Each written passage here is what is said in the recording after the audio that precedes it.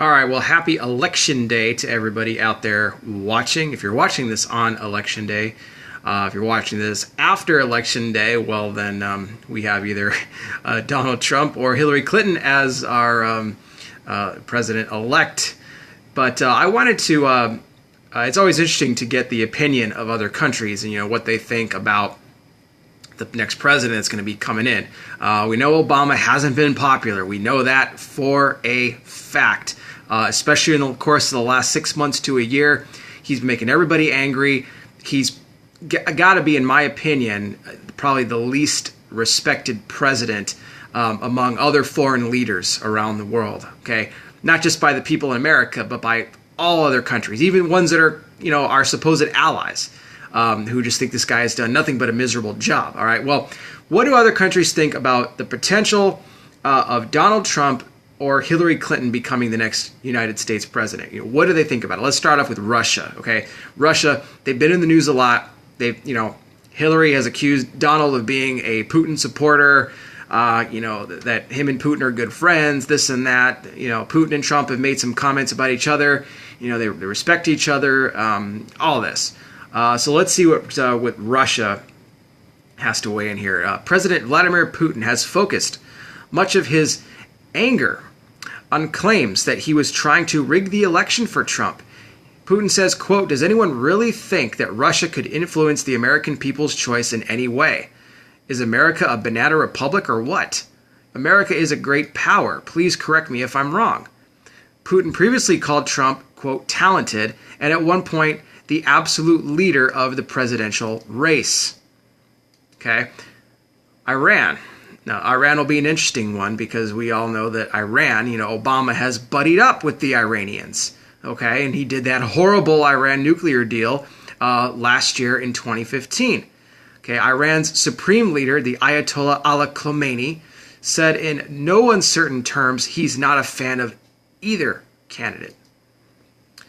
Khamenei claimed that Clinton and Trump's comments in presidential debates, quote, "are sufficient for the annihilation of the reputation of the United States." Iran's President Hassan Rouhani in October described the two candidates as, quote, "bad and worse," without specifying which was which. The thing about Iran is they want to annihilate America altogether, and it wouldn't really matter which one of them became president. They have no respect for the country as a whole. Syria. We all know of the war that's going on there right now. Embattled dictator Bashar al-Assad has not tipped his hand either way, but has shown more disappointment in U.S. leadership as a whole, saying he knew that the U.S. would not support him no matter who won the election. He says, quote, "Their mainstream politics are at an all-time low. That's how we see it. We always hope that the next U.S. president will be much wiser than the previous one, less pyromaniac, as I said, less militaristic, adventurous president. That's what we hope, but we never saw. The difference is very marginal. So we keep hoping, but we don't bet on that hope." Well, we know what's happening, like I said, in Syria right now, and we know that Russia's there. We know that Russia's helping him, and that they're solidly backing the Syrians right now. China. Analysts have suggested that the Chinese government may favor Trump, but not because he'd necessarily be friendly to Beijing. Quote, "He wants to just bring the whole house down and start over, and I think that there is an element of that is quite tantalizing to China," Orville Schell of the Center on U.S.-China Relations at New York's Asia Society told The Guardian. He said that China's political leaders were close followers of Mao Zedong, whose key principle was to, quote, "make disorder under heaven." And then that brings us to Mexico. Of course, many of Mexico's citizens and political leaders have reeled at Trump's promise to build a wall. Still, President Enrique Peña Nieto hasn't stated out loud who he supports. He met with Trump in August and they spoke about the wall, but didn't publicly agree over who would pay for it. It'd be interesting to see Mexico's response one way or another, whoever becomes president.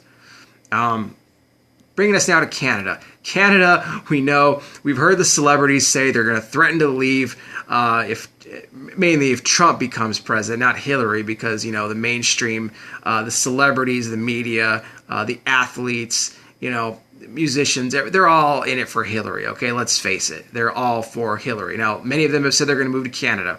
We'll see. But here's what Canada's response is to that, all right? Regardless of how the election goes, the U.S. ally is laying out a welcome mat for the Americans who've vowed to leave the country if their chosen candidate doesn't win. Quote, the fact is, Cape Breton is lovely all times of the year, and if people do want to make choices that perhaps suit their lifestyle better, Canada is always welcoming and opening, Canadian Prime Minister Justin Trudeau said. So there you have it, with just some of the countries that weighing in on the U.S. presidential election. Obviously, Canada always going to be a friend of the United States.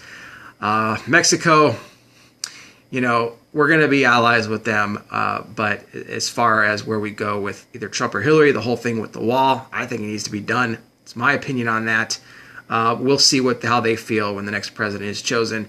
Not like Obama's done anything for them. Keep that in mind.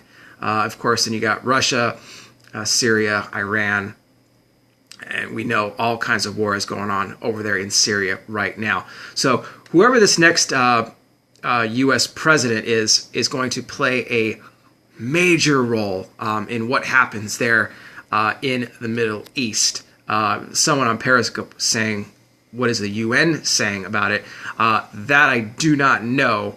But I can tell you this about the UN. The UN is been against Israel from the beginning. Okay. Donald Trump recently, for those that don't know, had come out. He had a meeting with Benjamin Netanyahu, the prime minister of Israel, back in September. And Donald Trump has promised, and he has pledged his allegiance to Israel and strengthening that bond of friendship that the U.S. once had with Israel. We're supposed to be their greatest ally, and Obama has done nothing but try to sever that relationship and favor these terrorist regimes like Iran and everyone else over Israel. And he's backed them into a corner. Now, Trump has said he's going to favor them. He's going to be a friend to them. He wants to make Jerusalem the capital. Okay, enough with this two-state solution in the Middle East with Palestine and Israel. The land belongs to Israel. So as far as the UN, yeah, I mean, we know that they're not in it for they're not in it for Israel. As far as how they're going to work with Trump remains to be seen. I'm skeptical. Hillary Clinton, don't expect her to be a friend to Israel. She doesn't care nothing about them. Obviously, she didn't care enough about the 4 men that lost their lives in Benghazi. Can't really trust her as far as anything with war, national security, nothing like that. So we'll see where we go from here. But yeah, that's just some of the countries weighing in on their choices or what they think. A lot of them, like it said, they're not really favoring one over the other. Iran, I'm not surprised by their reaction. Like I said, they don't care about America one way or another. It wouldn't really matter what president got in. Even Obama making the deal that he did with them, buddying up and in the bed with the Iranians, they're still chanting death to America even now. So that's where we leave it with that. But anyway, guys, thanks for checking this out. This is my channel, CardsFan480. Out here on YouTube and Periscope. If you guys are new, if you've been here, if you've checked out my stuff for a while, go ahead and subscribe on YouTube. Follow me on Periscope, and you just get all the updates as they come in, all right? I'll keep bringing you all the latest breaking news, end times Bible headlines, Bible prophecy. Jesus Christ is coming back soon. He's the only one that can ultimately fix everything, all right? It won't be just one presidential candidate, okay? The Lord can work through anybody, but ultimately He will be the one to fix everything and bring peace to the world. Real peace, too. Not just a temporary peace or a false peace that a lot of these politicians promise us, all right? So if you'd like to receive Christ as your Lord and Savior, just leave me a comment. Let me know. You'd like to receive Jesus as your Lord and Savior. Guarantee yourself a home in heaven, okay? And have perfect joy and peace on the inside of your heart, okay? Because that's really where everything starts, is right there. If you allow the Lord to come into your life, He can replace everything that it is that you're lacking, and the holes that are in your heart that you've been trying to fill by other means, whether it be alcohol, drugs, relationships, the list goes on and on. But he can fix all of that by just him. All right, so do that if you like, guys. I'll be back with more. Again, it's Election Day. If you haven't voted, go out and vote. Support Donald Trump. Support a man that stands for life, that will protect the unborn, and that will protect the great country of the United States of America, and will expose his corruption and, as he says, drain the swamp. Okay, I'll be back with more, guys. God bless. I hope you're all doing good. Hope everyone stays safe.